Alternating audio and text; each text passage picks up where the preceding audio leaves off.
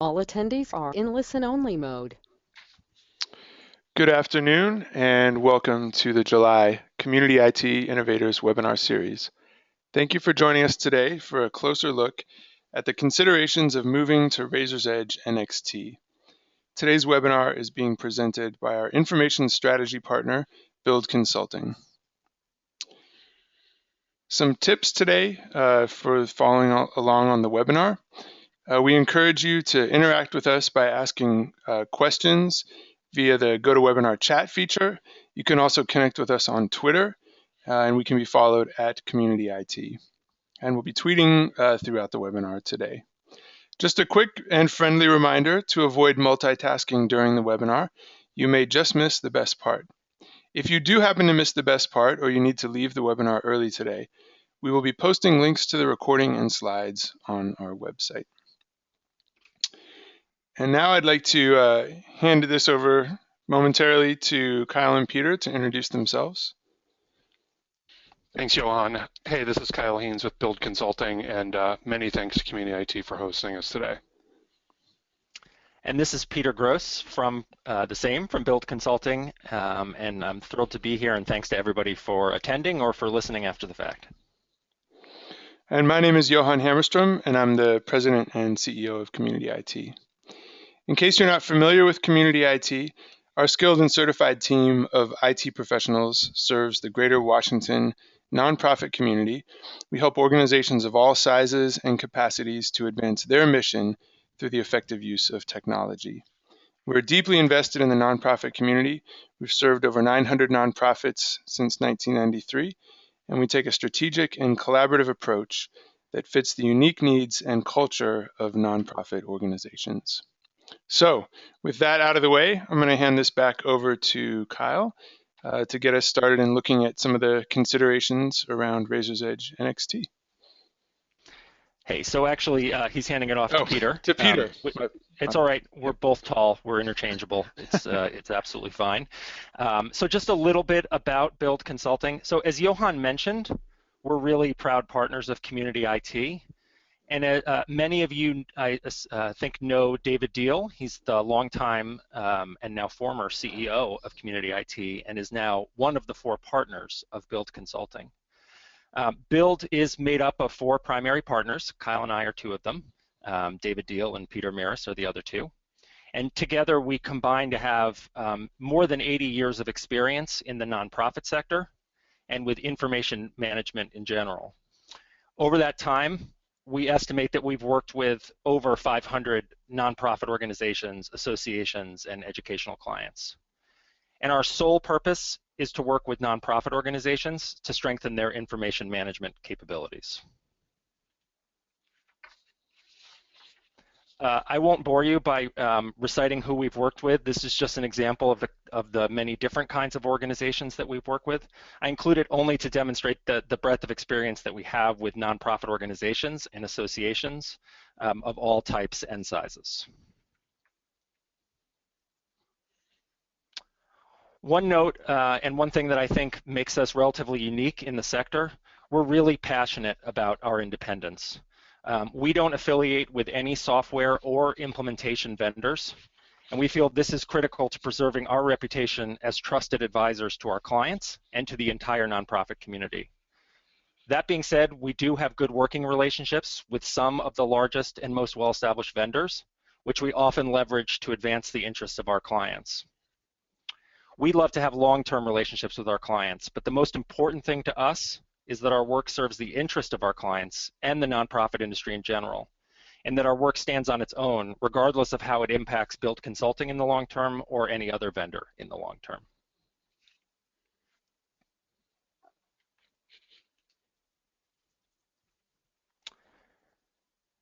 So this is our second webinar that has talked about Razor's Edge NXT.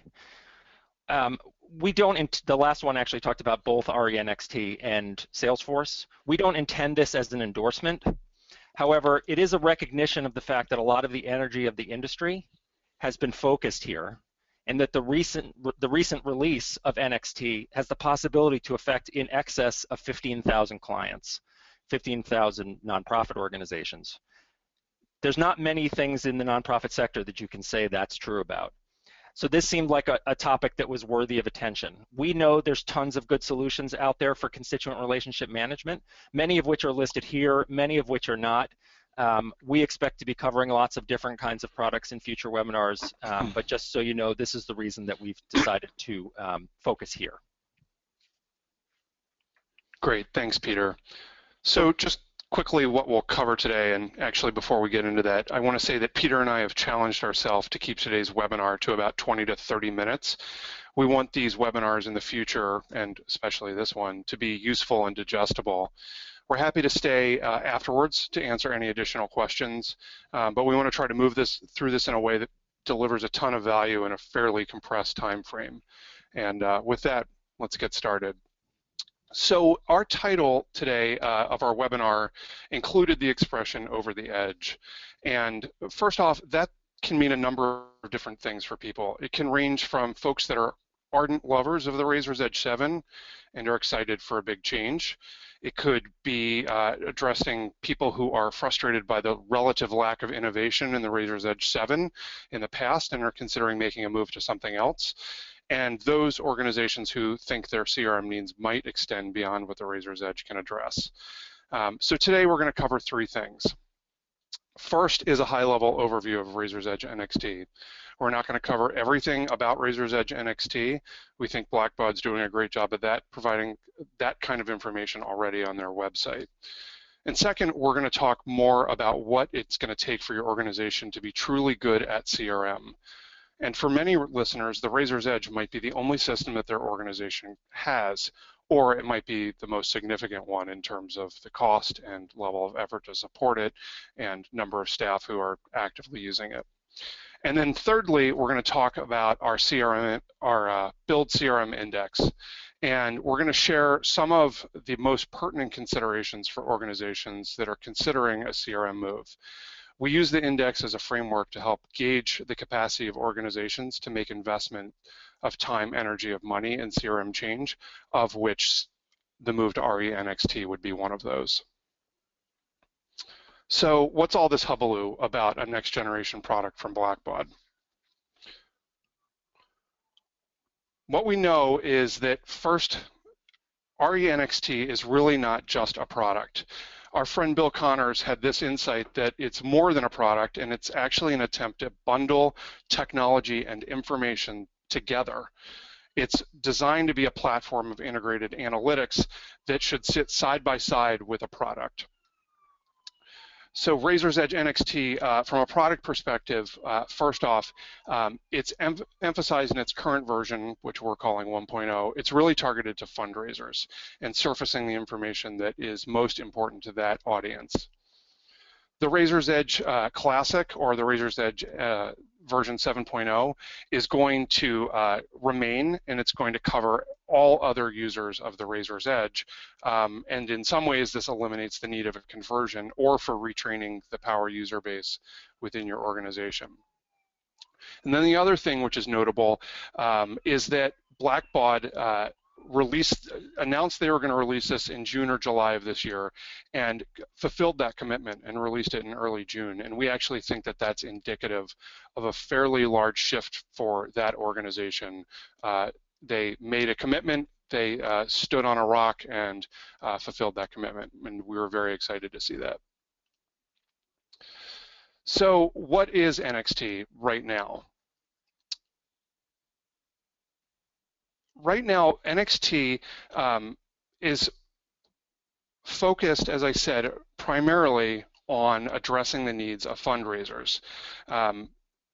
It would seem that, based on things that we've heard from Blackbaud, that it is going to eventually begin to incorporate and assume more and more parts of a development shop and perhaps parts of a larger organization into the product with respect to its ability to have functionality that would meet the needs of a more diverse audience. So right now, with that in mind, what they're focusing on is an improved user experience. They are focusing on a responsive design. The Razor's Edge NXT is run via web services. It's responsive, and it's intended to be used on any device. And then also the other thing that we know is that the data model and architecture of the Razor's Edge is not changing, and NXT is really just an attempt to surface information in new, more visually engaging ways. It should be noted that in our view, there are some limitations in the Razor's Edge 7 data model, both as it relates to tracking opportunities and interactions. While the Razor's Edge NXT might make surfacing those types of information easier, there are still some underlying limitations with how that information is managed and tracked in the Razor's Edge. So with that, I'm actually going to take a brief pause. I realized we had some poll questions that we wanted to ask. We just quickly want to get a sense of organizations that are, whether you're considering a move to Razor's Edge NXT, either to the Razor's Edge NXT, moving away from the Razor's Edge, and sort of the time frame for that decision. We are going to share the results both after the webinar and at the conclusion of the poll. So with that, Johan, thanks for reminding me. Why don't you go ahead and launch the poll? Sure. So the first question, are you actively considering a move to or from Razor's Edge? We'll give folks a little bit of time here to answer that question. The votes are coming in. Don't be bashful.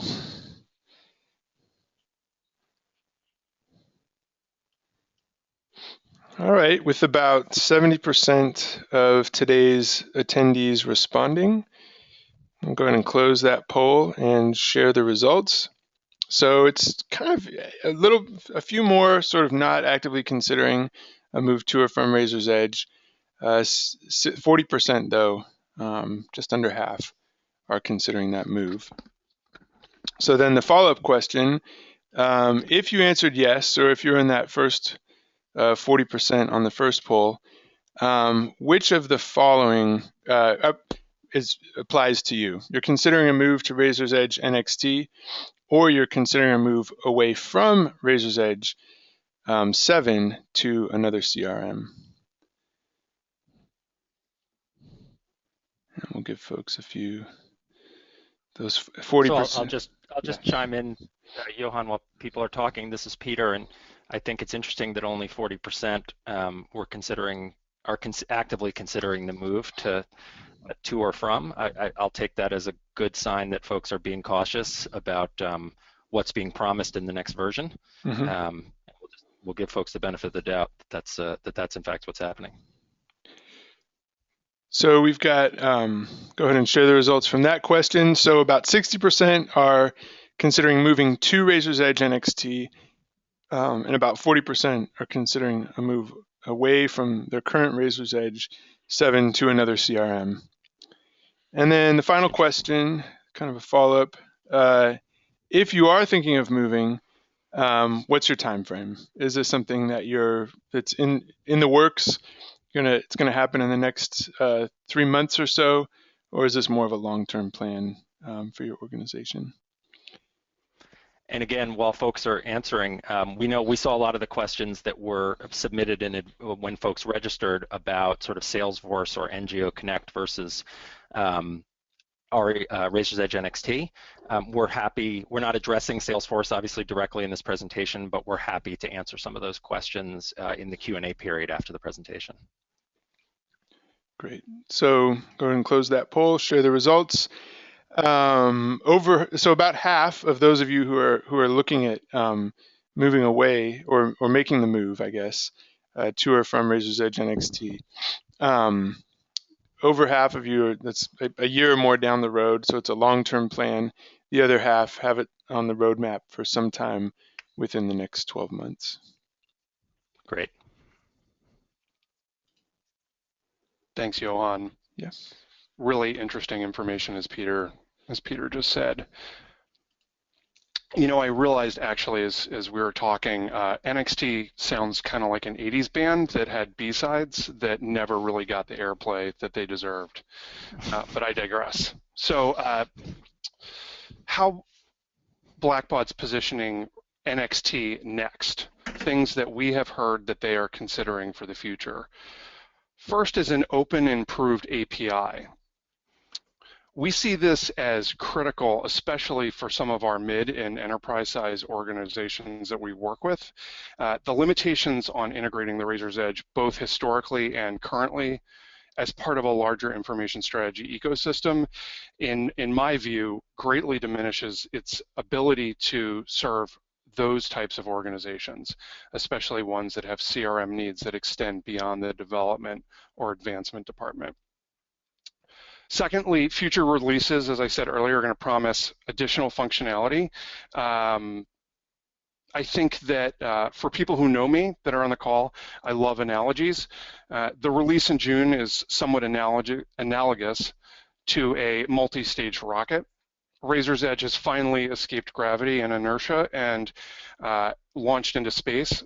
The reality, though, is that there's more stages of the rocket that need to deploy, and in truth, the final destination of where that rocket is going is still not fully known. Lastly, I said earlier, it will become increasingly a platform that additional services, data services, and products are layered. So we would expect, based on what we've heard, that this is really just an introductory cut at some new types of functionality for Razor's Edge users, and it's only going to increase.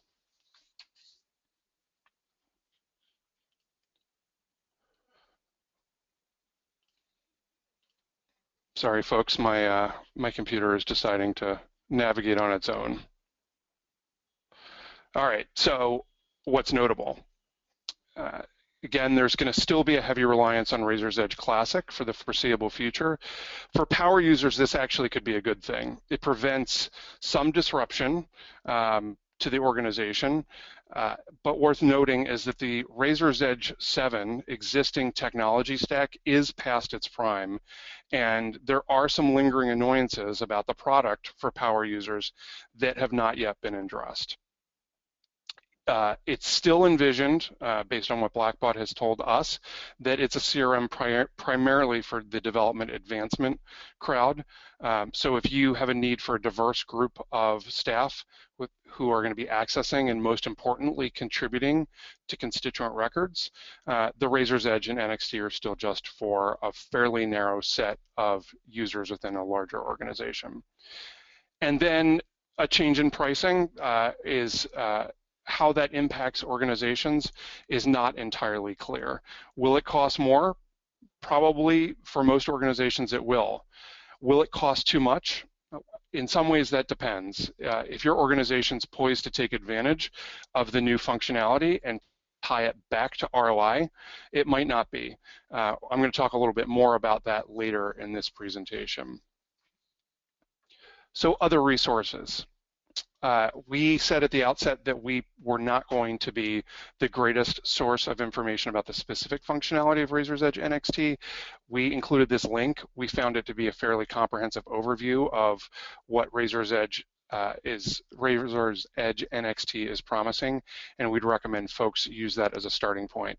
Obviously, there are other venues, including talking to Blackbaud directly, and we're sure an account executive would be more than happy to show you more about NXT.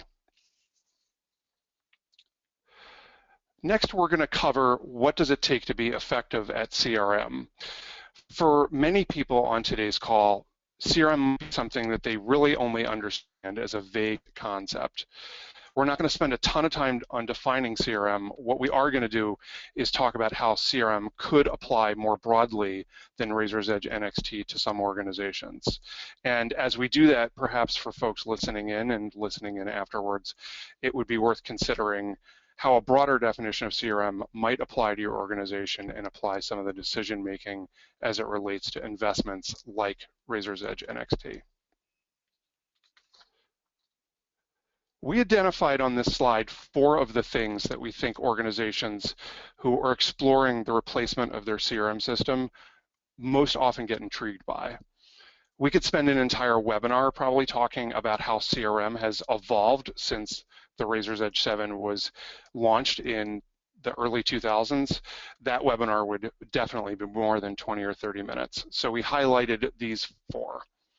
The first is the ability to identify trends. And for CRM to really be effective for organizations, it has to move away from being viewed as a database to one that is a tool that underpins the actual work of the organization. CRM also has increasingly been relied upon to manage workflow, and CRM truly should help drive the workflows and automate things that help constituents feel like they're valued and feel like the organization understands them. And workflow in some ways can help support that. It also should help create connections both internally with employees and also obviously externally with customers or with constituents. And lastly, it can be an engine to power social engagement. CRM can help target messages to the right constituents about the right things at the right time. CRM also can be the center of everything. The lines of CRM are becoming increasingly hazy, and CRM can include everything from talent management, HR systems, to vendor management, to volunteer management systems.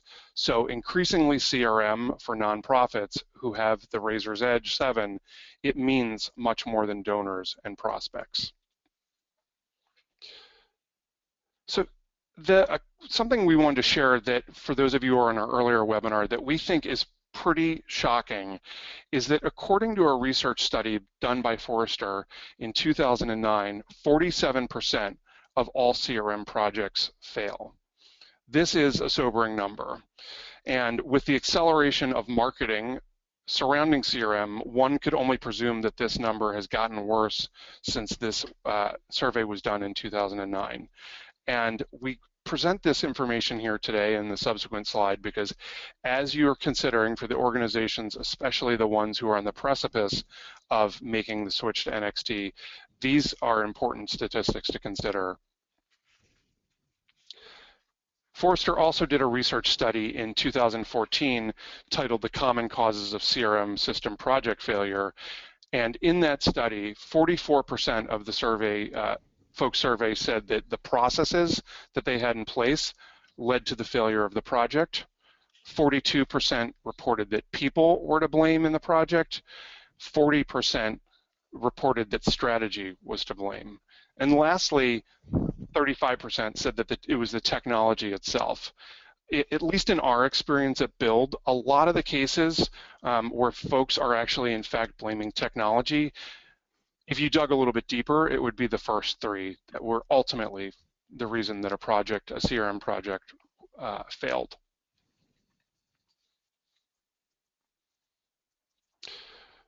Great. So sorry, Peter, go ahead. This is Peter picking up the microphone from Kyle to give him a break. The statistics that Kyle shared, I think, in fact, are quite sobering. And in some ways, our experience of interacting with folks in the nonprofit sector, those statistics might even be a little understated. But the question for us is, if projects fail often for those reasons associated with people and with strategy and with processes, what can we do to prepare for that change to guard against that kind of failure and that kind of loss of income and momentum and all the things that happen when one of these projects fails?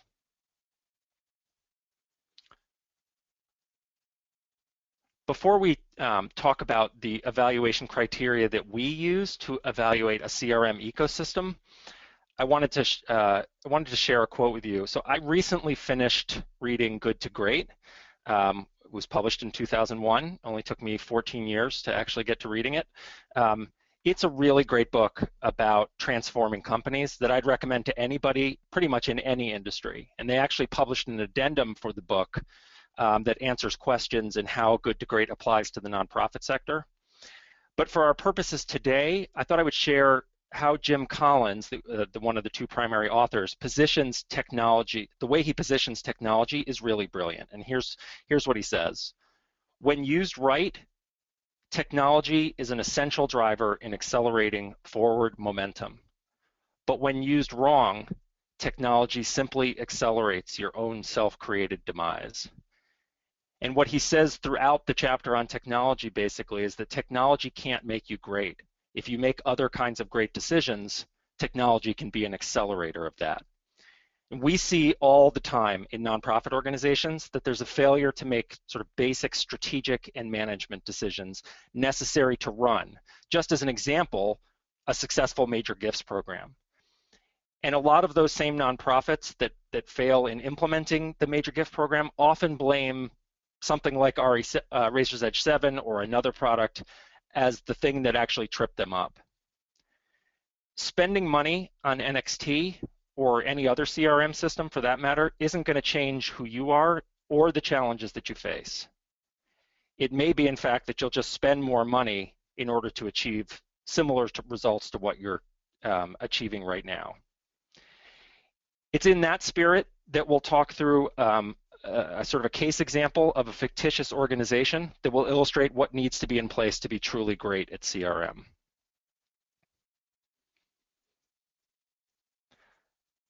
We want to talk a little bit about the framework on which we evaluate nonprofit organizations' CRM capacity.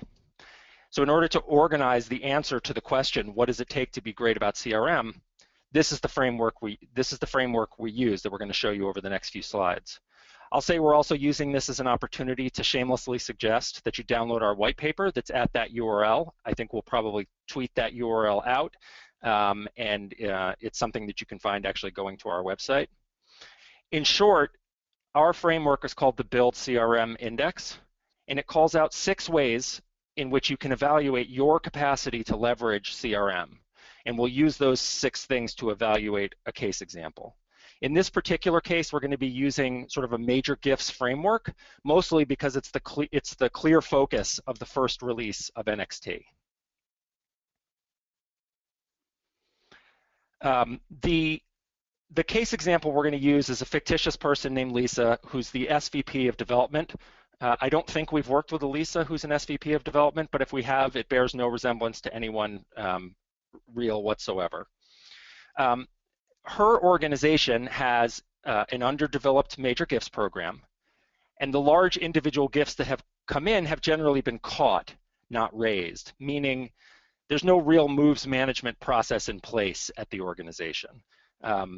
They happen their way into some large individual gifts, but no major moves management process. Fundraisers in general at the organization have refused to use RE7 to manage their portfolio.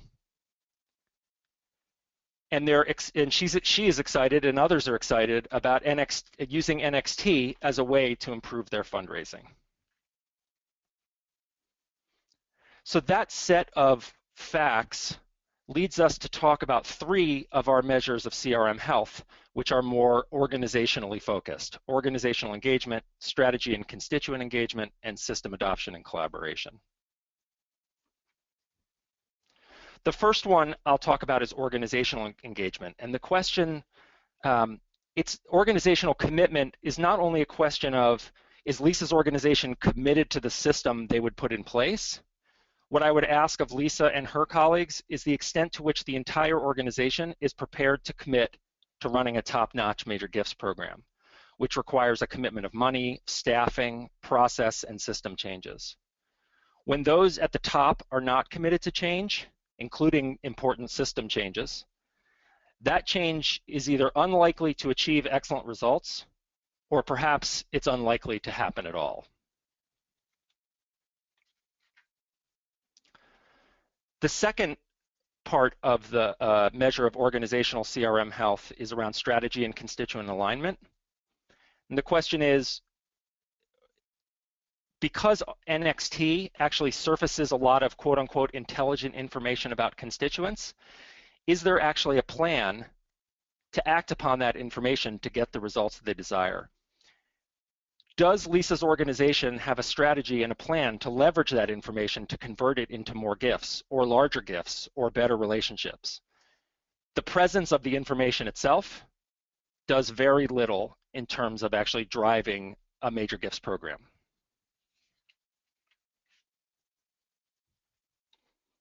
The next question is how well Lisa's organization has done in the past in driving adoption of Razor's Edge or even other systems as well.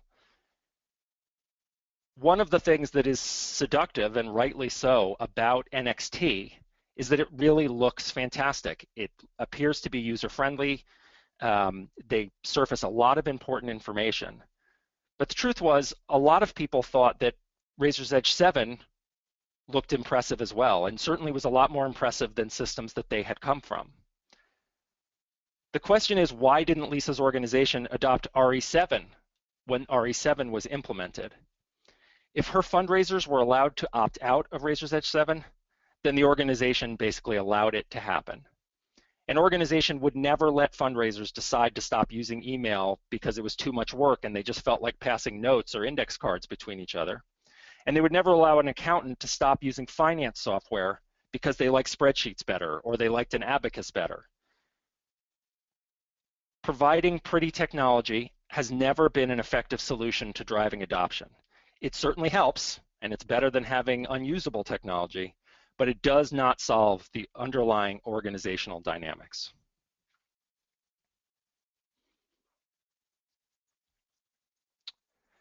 So back to our friend Lisa, who is, again, is the SVP of development.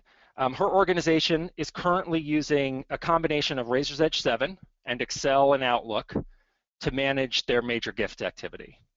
There's a lot of duplicates in the system. Many constituents, even important ones, haven't been touched in years, and when they have been touched, the interactions haven't been recorded in Razor's Edge. And the relationship management and other processes are inefficient and not particularly well documented even when they're there. Again, based on those facts, we want to review the other three measures of CRM health, which are in the Build CRM Index, which are more tactical in nature. Things related specifically to technology, to data hygiene and organization, and to process efficacy.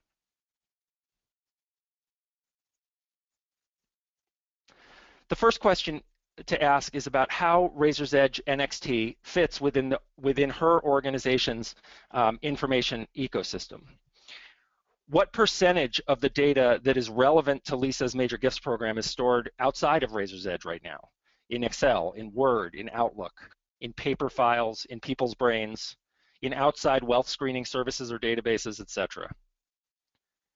The greater ecosystem for Lisa is everything from volunteer management systems to document management systems. Where does information reside that is vital to understanding a prospect's history and relationship with Lisa's organization? Chances are in the past, the ecosystem has extended well beyond the Razor's Edge. It's also worth noting that if Lisa's Razor's Edge is not currently hosted, she'll have to move it into the Blackbaud hosting environment to take advantage of NXT. And that has implications both for how RE is used, but potentially for any integrations that she might have in place. The next question is around data hygiene and organization. And the question is, how will the poor data quality of Lisa's Razor's Edge actually impact the overall health of CRM? One of the things that NXT does that's exciting is that it identifies quote-unquote stale contacts, those who have not been contacted in a significant amount of time. If you've never had fundraisers regularly enter their activities into RE, then on day one, every single constituent is going to look old. If you have many duplicates, poor quality gift data, or other data problems, then the analytics and predictive capability of NXT, which is a really exciting aspect to it, is that integration. It's going to reduce your ability to actually leverage that data, leverage that information, leverage those analytics to actually get a return on investment from the investment that you have to make in NXT. That being said, everyone has data challenges, and we're not saying that Lisa has to go back and fix every single one of them to move forward. But it is important to recognize that the things that held her back in Razor's Edge 7 will likely do the same in the new system. And then the final question is around process efficacy. Do we have organizational agreement on how moves management or major gift management will operate at her organization? Many organizations and many people, I think, tend to think of major gift fundraising as a one-on-one activity, which of course it is at a certain level. But the truth is that a well-oiled major gifts program has clear processes and procedures in place to handle things like identification of suspects, qualification of prospects, moving donors through the cultivation cycle, handling the forecasting that comes from good opportunity management, and other kinds of processes. Our belief is that if Lisa had a good documented idea of the process that she wants to follow, NXT can help accelerate those processes.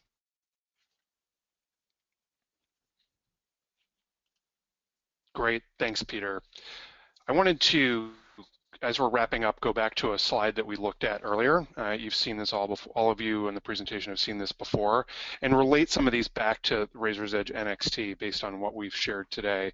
And I'm seeing a typo here where it says identify trends rather than identify trends.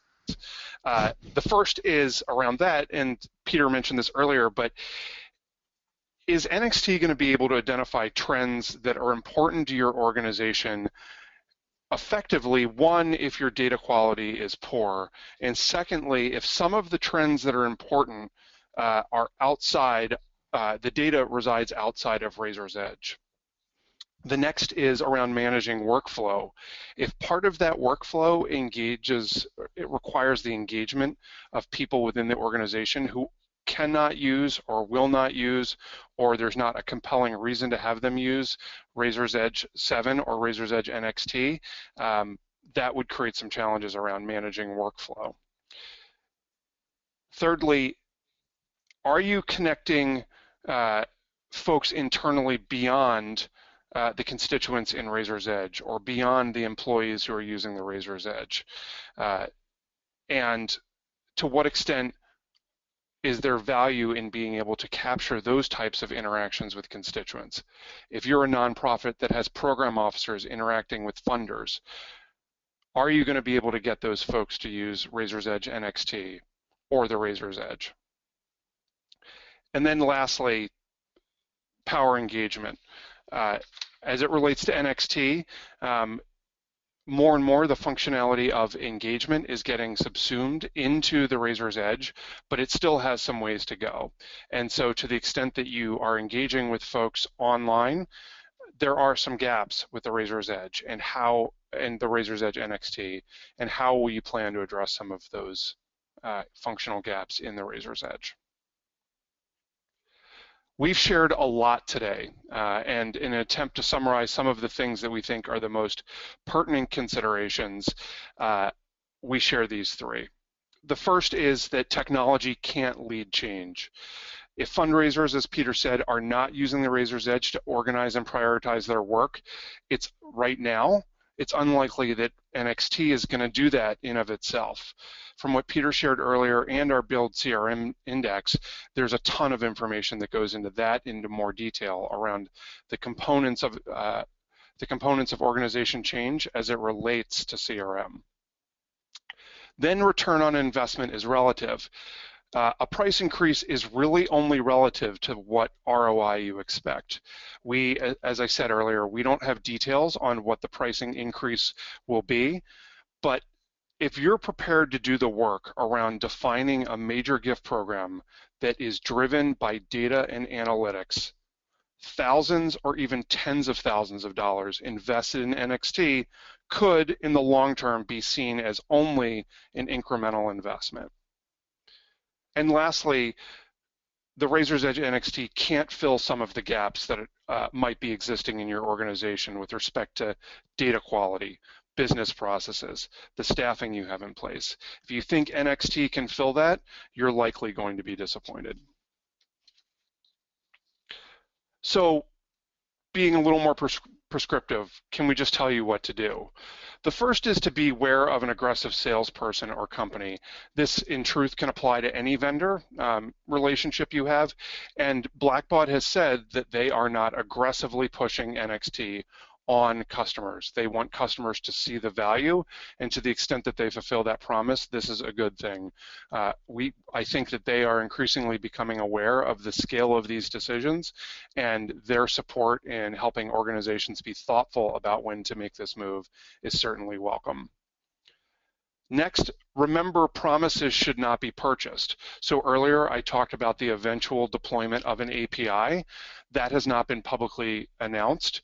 A timeline has not been announced. And even if a timeline is announced, there's no guarantee that they can meet that timeline. Things happen.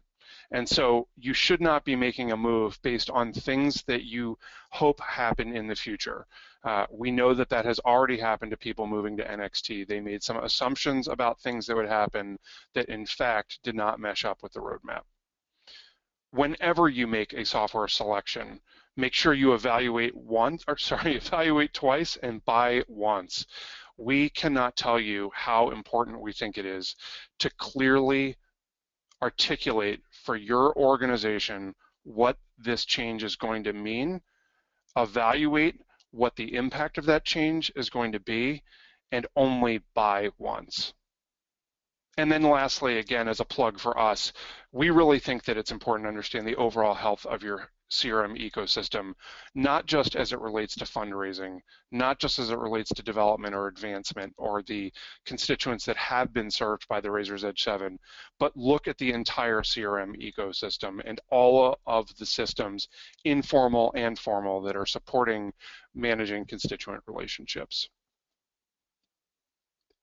And then lastly, if you only take one thing away from this, it should be my favorite formula. OO plus NT equals EOO. Old organization plus new technology equals expensive old organization. Having said all of that, we're extraordinarily excited by the release of RE NXT.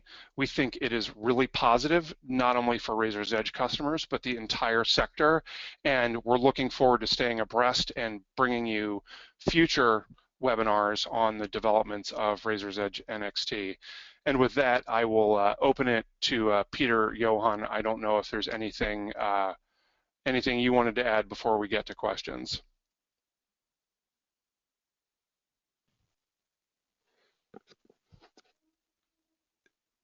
I don't have anything to add. Johan, are there any questions waiting for us? We just had a question come in, and I would encourage everyone who's still on the webinar to use the question tool to ask any questions that you might have. And of course, you're more than welcome to follow up directly with any of us after the webinar today if you have other questions, direct or specific questions. And I also just wanted to remind everyone that the recording and slides from today's webinar will be posted on our website either tomorrow or on Monday, and we'll also be including some of the links. Those have been tweeted out. I sent them out via chat, but we'll also be adding those to the show notes. So actually, we do have a few questions here. Some of them have been around sort of the pricing for RE NXT. Do you have any details on what that might be? So Kyle's been talking for a while, so I'll try to take that one, and he can chime in after me. We certainly don't have specific details. What I think is important to know there's a couple of things that are important to know about the pricing model.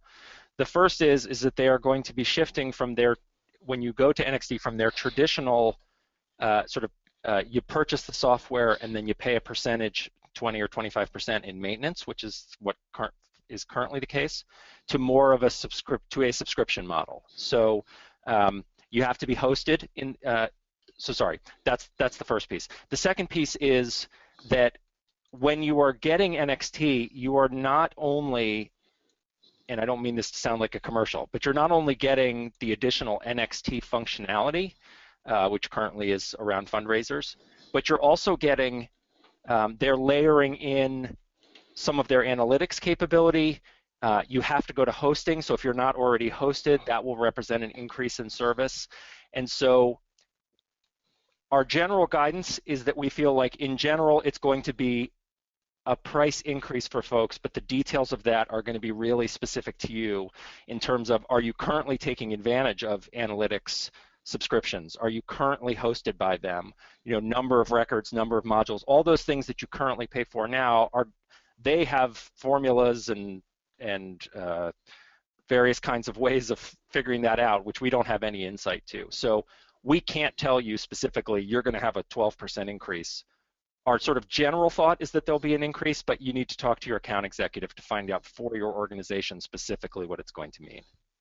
This is Kyle. I would add to that with Razor's Edge NXT, it will no longer be on the, and I don't think you mentioned this, Peter, you will have unlimited user licenses, which could be an advantage. So again, looking at a price increase, it actually might be an advantage because in the past you have been limited to the number of people who can be in there at once. The other thing is that increasingly they are moving away from the concept of optional modules. So an example that was shared with me is that in the past, EFT, electronic funds transfer, which facilitates, is a big facilitator of things like a recurring giving or a sustainer giving program, those are being rolled into the product as part of the pricing and not a distinct optional module. So again, if you are adding those things in and there's a price increase, but it empowers you to do new things around fundraising, sustainer programs, that sort of thing, it might in some ways be an accelerator for those things and it might increase the out-of-pocket costs, but increase your fundraising effectiveness. And now I sound like a commercial. We promise nothing in this regard, only that it's possible. So somebody had a follow-up comment. The pricing is going to be based on records, not users, with some additional pricing for analytics services?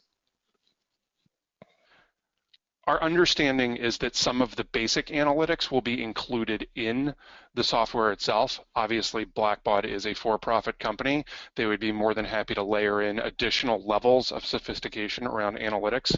We don't have the details there, but yes, by and large, that statement is correct. Okay. Another question, do you know if reporting will be easier and more intuitive with NXT?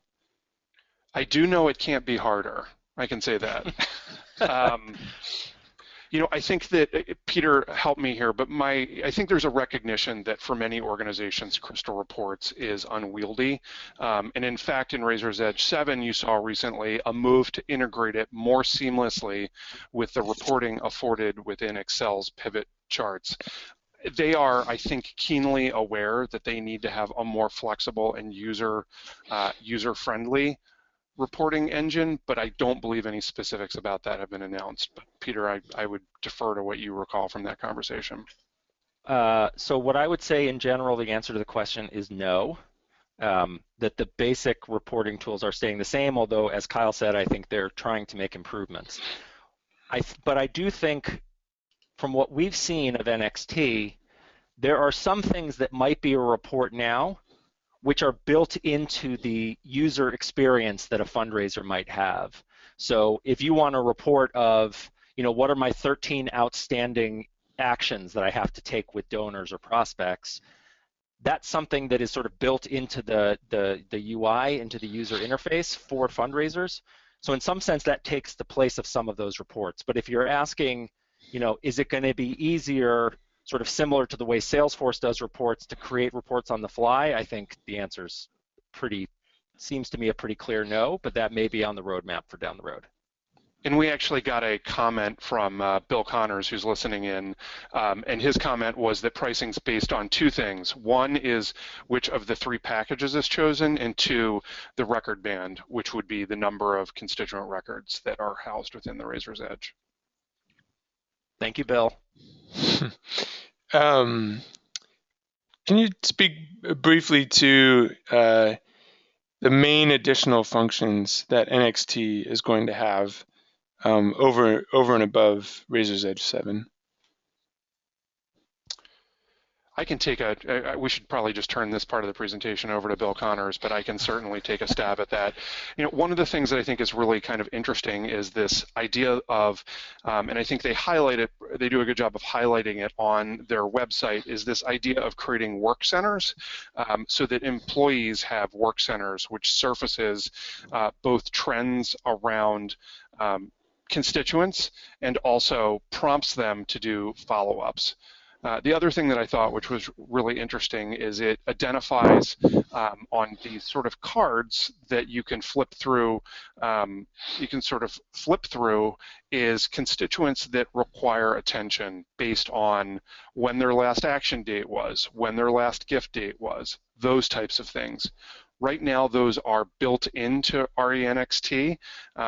The plan is to make, in short order, I believe in a future release, the plan is to make organizations able to customize what types of information get pulled up on those cards, what those triggers are, and what the business rules are around those triggers.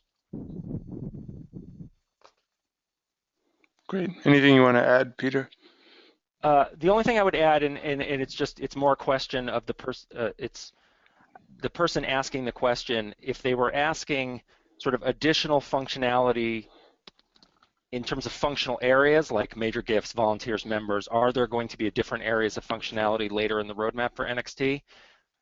A, we don't know the answer to that, and B, we don't really even know what the timeline is to start to layer in what RE7 does now into the NXT experience. So when will you be able to do that same kind of work center experience, but for volunteer managers or for membership managers or even for gift entry folks? You know, they're taking a very deliberate pace. You could experience that as frustratingly slow or encouragingly careful, whichever way you choose to interpret it, but they are definitely taking a measured approach. And hopefully as the months go on, and maybe even at the Blackbaud conference this year, we'll get a sense of where they go after fundraisers for NXT. Great. And do we have time for 2 more questions? Sure. Sure. So the first one is kind of a 2-part question, actually. So So that's three questions. Three questions. So the first part is, you know, does Blackbaud have any plans to let independent developers, develop apps, you know, on the NXT platform, sort of a community development approach? And the second part of that question is, are there any plans for a social CRM, any APIs that they're talking about for integrating other tools with NXT? This is Kyle. I think I can take both of those. The first one is I think that they are working right now with some of the more prevalent folks who have worked with the existing API and getting feedback that will help inform the direction of the API in the future. So I know they're working with Zeidman and Omatic. For those who don't know, Omatic has been developing stuff on the Razor's Edge 7 platform with the existing API that, a shameless plug for Omatic, is truly remarkable extensibility to the Razor's Edge. And if there's somebody from Omatic listening, I expect a fruit basket at the end of the year for that shameless plug. The second one around social CRM is my understanding is that the plan was to actually bake that into NXT, but there were a number of changes, I think primarily at LinkedIn with their API and Facebook with their API that sort of obliterated the work that they had done. So I think that they are trying to assess in the future how to build something that can be a little bit more portable and react to changes from those third-party vendors. Mm-hmm. Yeah. This is Peter. The only thing I would add to that question about apps, at least based on what they said last year around the time of the Blackbaud conference, and I don't know if I don't remember if they said it in the more public sessions, but they said it in one of the partner meetings that I attended.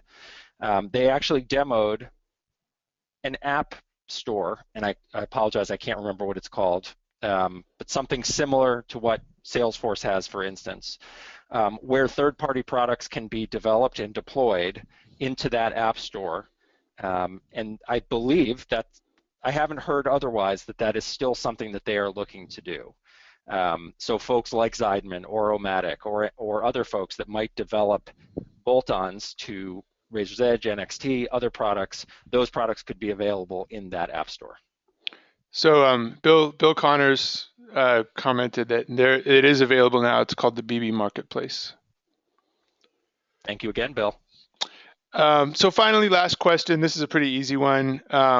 Yes or no question. If someone's thinking about moving off of Razor's Edge 7, they're looking at NXT, they're looking at NGO Connect from Salesforce. What do you tell them? So this is Peter, I'll take this one. The first one I would tell them is, you can't see it, but I've got what pretends to be a telephone held up to my ear for you to call me. Second, and more seriously, that question, and I would encourage you to listen to the webinar that we did back in November. It's a pretty complicated question, frankly, and depends a lot upon your current situation, the sort of universe of constituents that you're interested in managing, what kinds of fundraising you engage in, what system you're currently in. There's a whole bunch of questions that would have to be answered to answer that question effectively, because there's lots of capable solutions out there. RE7 NXT or RENXT is one of them. There's apps on the Salesforce platform, in fact, multiple apps which have strengths and weaknesses. So I can't give you that sounded like was that supposed to be a yes or no question, or a answer one way or the other question. I can't give that to you, unfortunately. It is complicated, and if you just wanted to chat on the phone, we're happy to talk about it in more detail. Yeah, the actual wording, I sort of botched it a little bit, was any thoughts about moving from one versus the other. So that was my framing. But that's a good 3-hour conversation just based on our thoughts. I'm glad you referenced that webinar, which is available on our site. The slides and the recording from back in November was a really nice detailed look into both of those systems. And I think that's a good note to end the webinar on, because while there is kind of that joke that you ask a consultant a question, the answer is always it depends. I think the reality is that these are complex systems and they interact with organizations in complex ways, and it's important to make a very thoughtful and educated decision. And our goal, both at Community IT and at Build, is to really try to educate both the clients that we work with directly as well as the sector as a whole, to educate everyone as to all of those considerations. So we really appreciate everyone who's joined us today for this webinar. And as we'd mentioned before, we're happy to answer any follow-up questions that you might have post-webinar. So thank you again. This is part of the Community IT Monthly Webinar Series, and we will have our next webinar in August. It's going to be the third Thursday, so keep an eye out for that. We'll be announcing it on our website early next week. So take care, everyone. We hope you can join us next month. Thanks, Johan. Thanks, everyone. Thanks, everybody.